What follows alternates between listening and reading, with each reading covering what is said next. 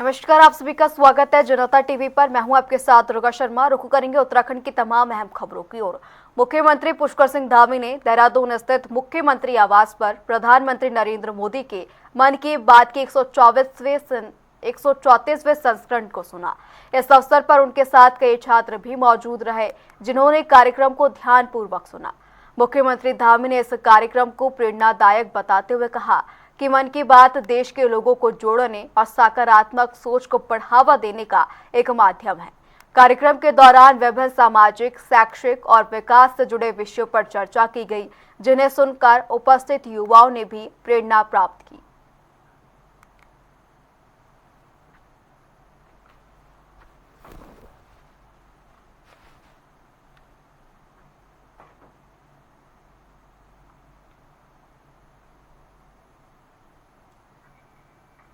ये तस्वीरें भी आपको दिखा रहे हैं, जहां सीएम धामी ने आज पीएम मोदी के मन की बात के 134वें संस्करण को सुना। इस दौरान छात्रों संग सीएम धामी ये मन की बात कार्यक्रम सुनते हुए नजर आए। ये तस्वीरें भी आपको दिखा रहे हैं, जहां पर तमाम छात्र बैठे हुए हैं जिनके साथ सीएम धामी हैं और उन्होंने मन की बात कार्यक्रम को सुना। जिस तरीके से आज छात्रों को लेकर प्रेरणा दी गई, इस कार्यक्रम में छात्र उसको ग्रहण करते हुए भी नजर आए। मन की बात का 134वां एपिसोड, जिसमें सीएम धामी तमाम छात्रों के साथ ये कार्यक्रम सुनते हुए नजर आए। मन की बात का 134वां एपिसोड पीएम मोदी ने तमाम छात्रों को भी प्रेरणा देते हुए इस दौरान बात की अपने कार्यक्रम में। ये कार्यक्रम सीएम धामी बच्चों के साथ सुनते हुए नजर आए। ये तस्वीरें भी आप तक पहुंचा रहे हैं, जहां देहरादून में तमाम बच्चे सीएम धामी के साथ बैठे हुए नजर आ रहे हैं और मन की बात कार्यक्रम को सुनते हुए नजर आए। बेहद खास पल जब सीएम धामी छात्रों के साथ बैठकर मन की बात के कार्यक्रम को सुनते हुए नजर आ रहे हैं। ये तस्वीरें भी सामने आई जो कि आप तक पहुंचा रहे हैं, जिसमें सीएम धामी छात्रों के साथ बैठे हैं और मन की बात कार्यक्रम को सुन रहे हैं।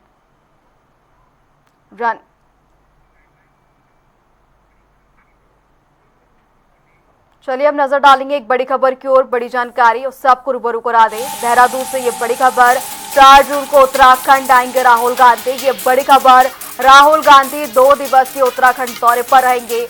पूर्व सैनिक सम्मेलन में जन संवाद कार्यक्रम में शिरकत करेंगे। इस दौरान सैनिकों की समस्याओं सुझावों पर भी संवाद होगा। ये बड़ी जानकारी आपको बता दें, 2 दिवसीय दौरे पर राहुल गांधी उत्तराखंड आएंगे। जन संवाद में राहुल गांधी सैनिकों की बातें भी सुनेंगे। 4 जून को उत्तराखंड दौरा राहुल गांधी का रहेगा, 2 दिवसीय ये दौरा। इस दौरान सैनिकों से बातचीत करते हुए नजर आएंगे।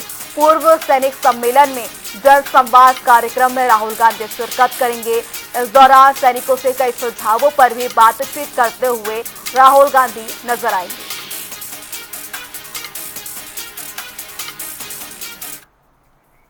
चलिए नजर डालेंगे इसी बीच आ रही एक और बड़ी खबर की ओर। बड़ी जानकारी उससे आपको रूबरू करा दे। कांग्रेस प्रदेश प्रभारी कुमारी शैलजा का भी उत्तराखंड दौरा। कुमारी शैलजा का 2 दिवसीय दौरा आज से शुरू हुआ है। जानकारी दे दे, देहरादून में संगठन को मजबूत करने पर फोकस रहेगा।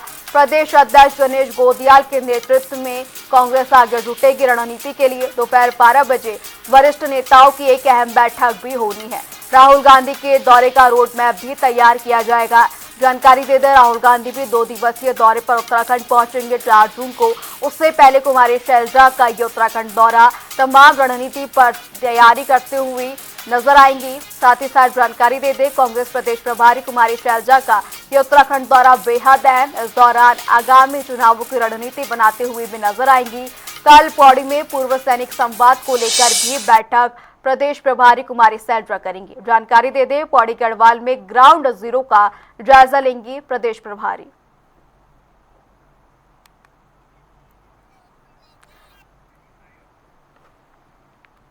इसी खबर पर ज्यादा जानकारी के लिए हमारे सहयोगी अरुण सैनी हमारे साथ लाइव जुड़ चुके हैं। अरुण, 4 जून से हम बात करें, राहुल गांधी का दौरा रहने वाला है। उससे पहले प्रदेश प्रभारी कुमारी शैलजा उत्तराखंड दौरे पर आज पहुंच चुकी है। कई महत्वपूर्ण बैठकों में आज शामिल होंगी।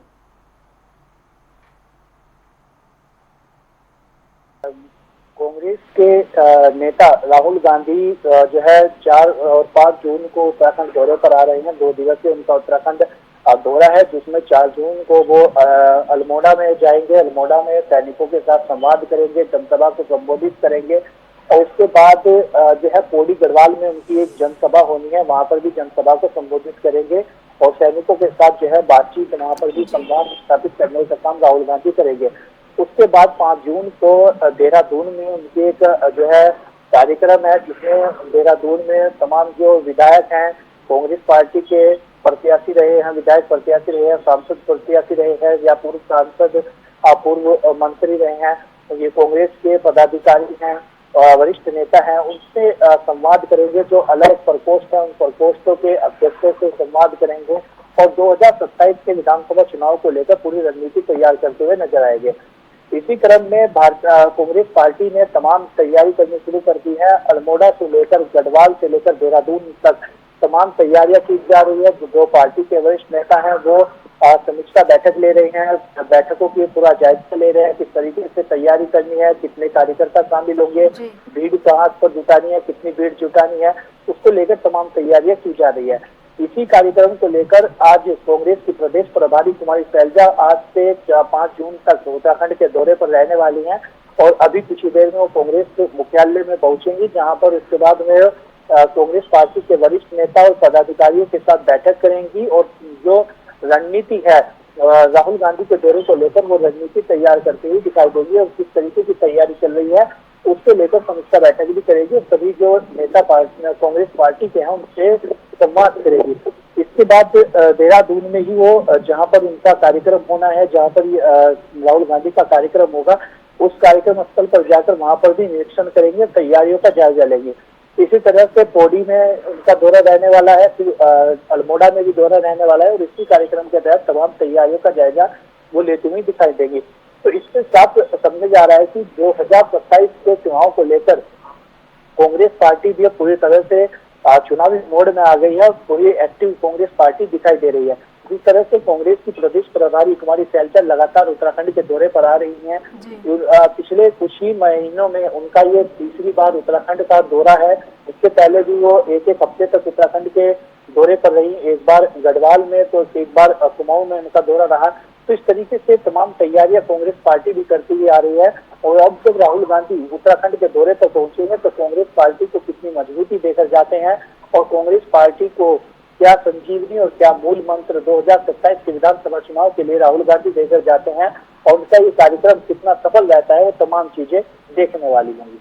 जी अरुण, जब हम बात करें यहाँ पर गढ़वाल और कुमाऊं दौरे पर कुमारी शैलजा आई थी तो कार्यकर्ताओं में जो है जोश भरते हुए कुमारी शैलजा नजर आई थी। अब पहुंच रही है, कहीं ना कहीं ये कहा जा सकता है कि विधानसभा चुनाव की जो एक पिच है, नींव जो है वो तैयार करने की कोशिश की जाएगी, क्योंकि कुमारी शैलजा भी पहुंच रही है और साथ ही साथ राहुल गांधी भी पहुंचेंगे। तो कहीं ना कहीं कार्यकर्ताओं में जो है एक नई मजबूती और एक बदलाव भी देखने को मिल सकता है।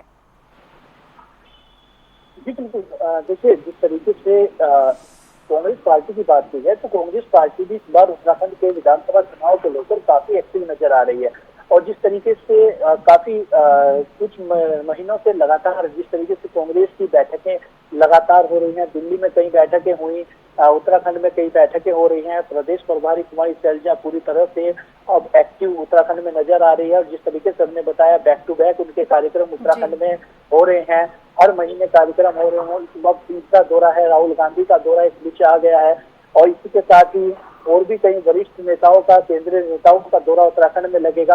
तो साफ समझा जा सकता है कि 2027 के विधानसभा चुनाव को लेकर पिच तैयार करती हुई कांग्रेस पार्टी नजर आ रही है और पूरी तरह से चुनावी मोड में कांग्रेस पार्टी 2027 के विधानसभा चुनाव को लेकर उत्तराखंड में उतर गई है। तो ऐसे में अब राहुल गांधी यहाँ जब पहुंचेंगे, कुमारी शैलजा भी दौरे पर है और तमाम तैयारियों का जायजा ले रही हैं, कार्यकर्ताओं में कितना जोश भरेंगी। इससे पहले भी विधानसभा वार उन्होंने कार्यकर्ताओं से मुलाकात की, बात की, संवाद किया और तमाम रणनीति बनाने का काम भी किया और इसी के साथ ही तमाम जो सर्वे चल रहे हैं उसका फीडबैक होती है। ऐसी तमाम चीजें हैं जिसको लेकर जो राहुल गांधी यहाँ पर आएंगे वो भी तमाम इसका समीक्षा करेंगे। इसी के साथ ही कुमारी शैलजा लगातार उत्तराखंड दौरे पर आ रही हैं, कार्यकर्ताओं से संवाद स्थापित कर रही है। तो कहीं ना कहीं कांग्रेस पार्टी को 2027 के विधानसभा चुनाव के लिए मजबूत करने का काम कर रहे हैं, संगठन को मजबूत करने का काम कर रहे हैं, आपस में समन्वय बनाने का काम कर रहे हैं। लेकिन वो कितना बन पाता है और किस तरह से आगे कार्य कांग्रेस पार्टी करती है, तमाम चीजें आने वाले वक्त पर निर्भर करती है। जी अरुण, ये तैयारियां किस तरीके से चुनावी मैदान में नजर आएंगी ये तो अब आने वाला वक्त ही बताएगा। तमाम जानकारी के लिए आपका शुक्रिया। जानकारी दे दें, कुमारी शैलजा का आज से उत्तराखंड दौरा शुरू हो चुका है। वहीं 4 जून को बात करें तो राहुल गांधी भी 2 दिवसीय उत्तराखंड दौरे पर पहुंचेंगे।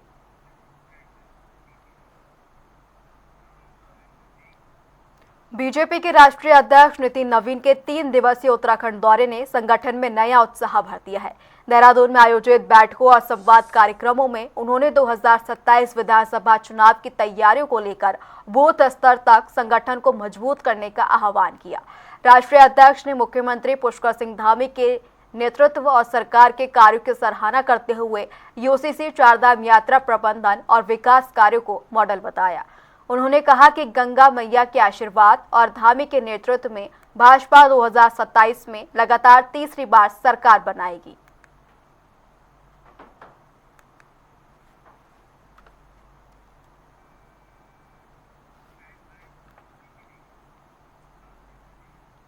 वहीं हिंदी पत्रकारिता दिवस के अवसर पर हरिद्वार प्रेस क्लब में भव्य कार्यक्रम का आयोजन किया गया।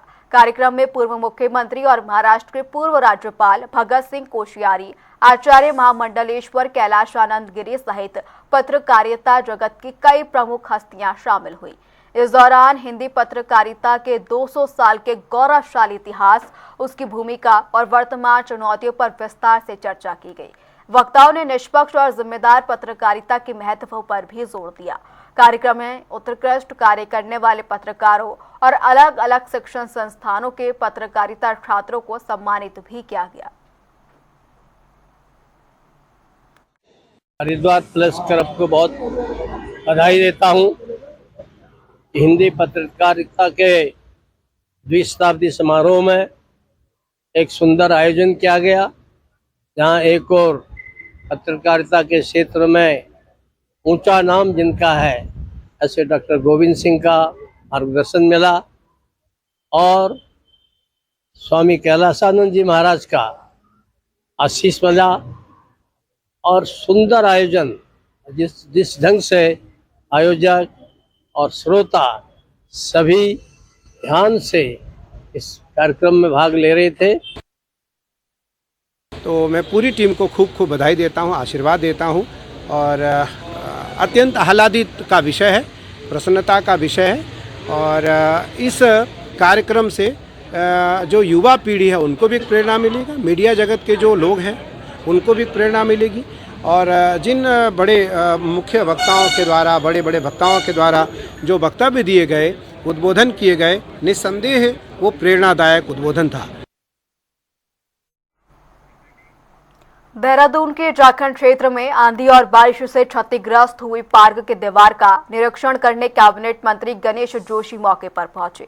निरीक्षण के दौरान उन्होंने अधिकारियों को दीवार का पुनः निर्माण जल्द और गुणवत्तापूर्ण तरीके से करने के निर्देश दिए।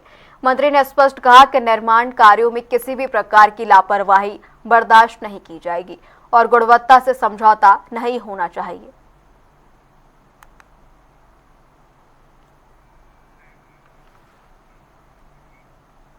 पर्यटन सीजन के चरम पर पहुंचते ही मसूरी एक बार फिर भीषण ट्रैफिक जाम से जूझ रही है। हालात ऐसे बन चुके हैं कि देहरादून से मसूरी की मात्र 31 किलोमीटर दूरी तय करने में पर्यटकों को 5 से 6 घंटे तक लग रहे हैं। टिहरी बाईपास, गांधी चौक, लाइब्रेरी, माल रोड और कैंपटी फॉल मार्ग पर वाहनों की लंबी कतारें देखने को मिल रही है। पर्यटकों ने ट्रैफिक प्रबंधन पर कई सवाल उठाए हैं और पर्याप्त इंतजाम न होने की शिकायत भी की। स्थानीय लोगों और व्यापारियों ने बहुस्तरीय पार्किंग, वैकल्पिक मार्ग और विशेष ट्रैफिक प्लान लागू करने की भी मांग उठाई। भैया मसूरी तो आए 8-9 घंटे से गाड़ियों में बैठे पड़े हैं, घर पे बैठो ज्यादा बढ़िया है। मसूरी आने भी हालात नहीं है, मतलब लोगों की छुट्टियां वगैरह तो लोग सोचिए दिल्ली देहरादून एक्सप्रेस भी खुल गया तो सारे आ रहे हैं पास में सोच के, बट घर पे बैठो ज्यादा बढ़िया। बहुत जाम है यहाँ पे, गाड़ियों में बैठ रहे हैं। एक अपने देहरादून के रूट पे जा रहे थे, तो इसके बाद से हम 1.5 घंटे से अपन वेट ही कर रहे हैं। उसके बाद कोई सोल्यूशन नहीं है, गाड़ियाँ सिर्फ खड़ी है, बंद करके खड़ी है गाड़ी, कोई खुलवाने की मतलब ये है कि यहाँ पे प्रशासन की तरफ से कोई मदद भी नहीं है। प्रशासन 1.5 घंटे से हमारी खुद ही गाड़ी खड़ी है, ऊपर हम खुद पैदल आ गए, हमारा ड्राइवर गाड़ी में बैठा है और हम यहाँ पे आ गए, कहाँ तक जाम लग रहा है। इसमें होटल में लगातार जाम की समस्या बनी रहती है। सुबह 7 बजे से रात के 11 बजे वहाँ पर होम स्टे हैं, होटल हैं और कई तरह के इस तरह से व्यावसायिक गतिविधियाँ वहाँ पर हैं। होटल्स हैं, होटलों में पार्किंग नहीं है, पार्किंग रोड में गाड़ियाँ लगा देते हैं, जिस वजह से गाड़ी लॉक करके अपने होटलों में चले गए, फिर रात भर पे परेशान रहे, तो जाना है। स्कूटी वालों के बहुत बुरे हाल करते हैं, वहाँ स्कूटी वालों ने भी सारा जाम स्ट्रिंग रोड पर डाल रखा है। तो प्रशासन से ये हमारी रिक्वेस्ट है कि वहाँ पर कुछ पुलिस व्यवस्था हो। रुड़की में मौसम ने अचानक करवट लेते हुए लोगों को चौंका दिया है। तेज हवाओं के साथ हुई मूसलाधार बारिशों से शहर की रफ्तार थम सी गई है। एक और भीषण गर्मी से राहत मिली है तो दूसरी ओर आंधी ने कई इलाकों में नुकसान पहुंचाया। सड़कों किनारे खड़े पुराने पेड़ जड़ से उखड़ गए हैं, जिससे यातायात बुरी तरह प्रभावित हुआ। तेज हवा और बारिश के कारण राहगीरों को और दुकानदारों को सुरक्षित स्थानों पर शरण लेनी पड़ी है। शहर और ग्रामीण क्षेत्रों में कई जगह जलभराव की स्थिति बन गई है। वहीं बिजली लाइनों को भी भारी नुकसान पहुंचा है।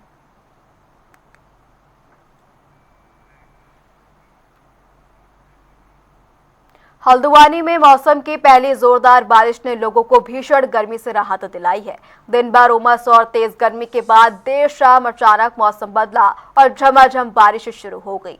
बारिश के चलते तापमान में गिरावट भी दर्ज की गई, जिससे लोगों ने राहत की सांस ली।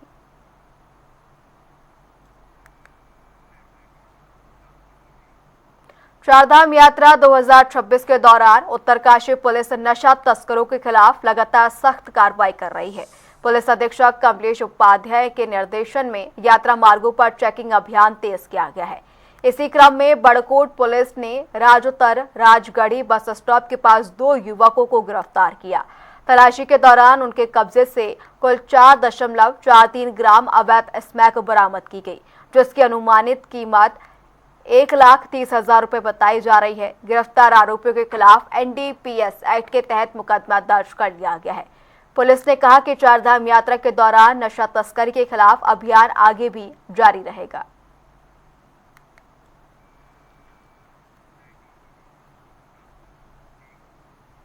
उत्तराखंड में आगामी विधानसभा चुनावों को देखते हुए बहुजन समाज पार्टी ने संगठन को मजबूत करने की कवायदें तेज कर दी हैं। जबरेड़ा विधानसभा क्षेत्र के मानकपुर गांव में आयोजित कार्यक्रम में बसपा ने नवनियुक्त प्रदेशाध्यक्ष अनिल चौधरी का कार्यकर्ताओं से जोरदार स्वागत किया। इस दौरान उन्होंने पार्टी की विचारधारा और संगठन विस्तार पर भी जोर दिया।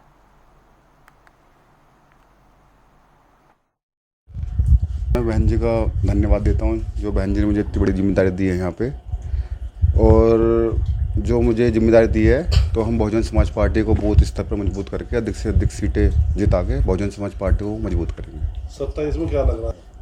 देखो, हम अधिक से अधिक सीटें जीतेंगे, जितनी हमारी कोशिश होगी उतनी सीटें निकालेंगे। क्या बात है? देखो, पहाड़ की परिस्थिति थोड़ी मैदान से अलग है, लेकिन इस बार हम कोशिश कर रहे हैं, सारे पदाधिकारी कोशिश कर रहे हैं पहाड़ों पे हमारी सीट कुछ निकल जाए और त्रिकोणीय मुकाबला बने वहाँ पे जाकर। आपको होगी उसके लिए देखिएगा, पहले तो आपके सभी तमाम दर्शकों का और आप सब लोगों का बहुत बहुत धन्यवाद, जो इतनी लगन से इस कार्यक्रम को आप लोग चला रहे हैं। चूँकि आदरणीय सुश्री बहन कुमारी माइती जी पूर्व मुख्यमंत्री उत्तर प्रदेश और राष्ट्रीय अध्यक्षा बहुजन समाज पार्टी एक त्याग की वह प्रतिमूर्ति है जिससे पूरे देश का दलित ही नहीं बल्कि पिछड़ा और अति पिछड़े आदिवासी अल्पसंख्यक सभी भारतीयों ने पहले भी आदरणीय सुश्री बहन कुमारी माइती जी के नेतृत्व में देश में एकजुट रहे हैं। कावड़ मेले में अब लगभग 1 महीने का समय बचा है, लेकिन हरिद्वार में सीवरेज और सड़क निर्माण कार्यों की धीमी रफ्तार प्रशासन की चिंता बढ़ा रही है। इसी को लेकर जिलाधिकारी मयूर दीक्षित ने देर रात अपर रोड और ब्रह्मपुरी क्षेत्र का औचक निरीक्षण किया। उन्होंने संबंधित विभागों और ठेकेदारों को 15 जून तक सभी कार्य हर हाल में पूरा करने के सख्त निर्देश दिए।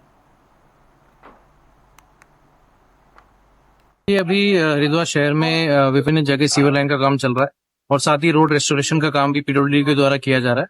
उसी क्रम में आज यहाँ पर अपर रोड पे और साथ ही ब्रह्मपुरी की जो मनसा देवी मंदिर की जो रोड है उसका जो रिनोवेशन का काम है और जो सीवर लाइन का काम है उसका निरीक्षण किया गया। यहाँ पे सभी को अवगत करा दिया गया है कि ये कार्य हमारे लिए महत्वपूर्ण है। आने वाले कांवड़ यात्रा और वर्तमान में जो चारधाम यात्रा चल रही है इसके लिए जरूरी है कि हमारे शहर की सारी सड़कें अच्छी हों जिससे यात्रियों को कोई असुविधा ना हो, लोकल लोगों को भी कोई असुविधा ना हो। सभी लोगों से यहाँ पे बातचीत की गई है और साथ ही काम को त्वरित गति से कंप्लीट कराने के लिए डायरेक्शन। उत्तरकाशी जिला मुख्यालय में आयुर्वेदिक चिकित्सालय के पीछे स्थित कॉलोनी में देर रात शॉर्ट सर्किट से भीषण आग लग गई। सूचना मिलते ही फायर सर्विस, पुलिस और आपदा प्रबंधन की टीमें मौके पर पहुंची।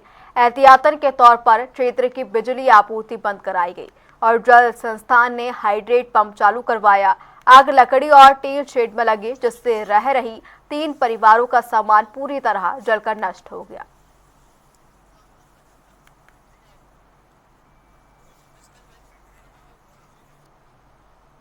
हरिद्वार के प्रेमनगर फ्लाईओवर पर एक महिला के गंभीर रूप से घायल होने की घटना सामने आई है।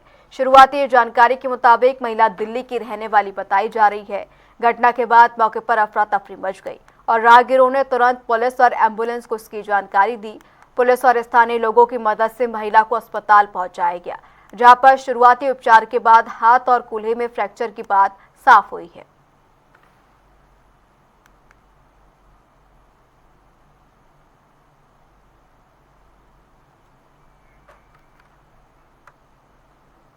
वहीं देहरादून में 1 करोड़ 65 लाख रुपए की प्रॉपर्टी धोखाधड़ी का बड़ा मामला सामने आया है। ऑपरेशन प्रहार के तहत दोन पुलिस ने एक ऐसे आरोपी को गिरफ्तार किया है जिसने एक की ही संपत्ति को 2 बार बेचकर करोड़ों रुपए की ठगी की।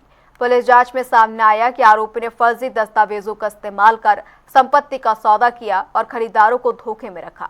शुरुआती जांच में आरोपी ने कर्ज चुकाने के लिए यह साजिश रची बात कही। खटीमा में 18 मई की रात 3 दुकानों में लाखों की चोरी का पुलिस ने खुलासा किया। गहन जांच, सर्विलांस और 250 से अधिक सीसीटीवी फुटेज खंगालने के बाद पुलिस ने पीलीभीत निवासी 2 आरोपियों को गिरफ्तार किया। आरोपियों की पहचान जैनुअल आवेदीन और प्रवेश सक्सेना उर्फ पुष्पा के रूप में की गई है। पुलिस ने कब्जे से 3,29,000 रुपए नकद, 1 मोबाइल फोन, 4 ब्लैंक चेक और चोरी में प्रयुक्त औजार बरामद किए हैं। 19 मई 2026 को हमारे खटीमा क्षेत्र में एक ही रात को 3 जगह पर चोरी हुई और चोरी के बाद चोरों के द्वारा तीनों दुकानों से धनराशि को चोरी कर दिया गया। इस घटना के तुरंत बाद थाना खटीमा पर हमने संगत धाराओं में मुकदमा पंजीकृत किया। 305A 331 BNS हम लोगों ने मुकदमा पंजीकृत किया। मुकदमा पंजीकृत करने के बाद इसमें तुरंत क्योंकि मामला 3 स्थानों में चोरी से रिलेटेड था और अमाउंट भी कंपेरेटिवली बहुत ज़्यादा था, तो तुरंत इसमें हमारे टीमों का गठन किया गया। फिलहाल उत्तराखंड की खबरों में इतना ही। रुकेंगे एक छोटे से ब्रेक के लिए।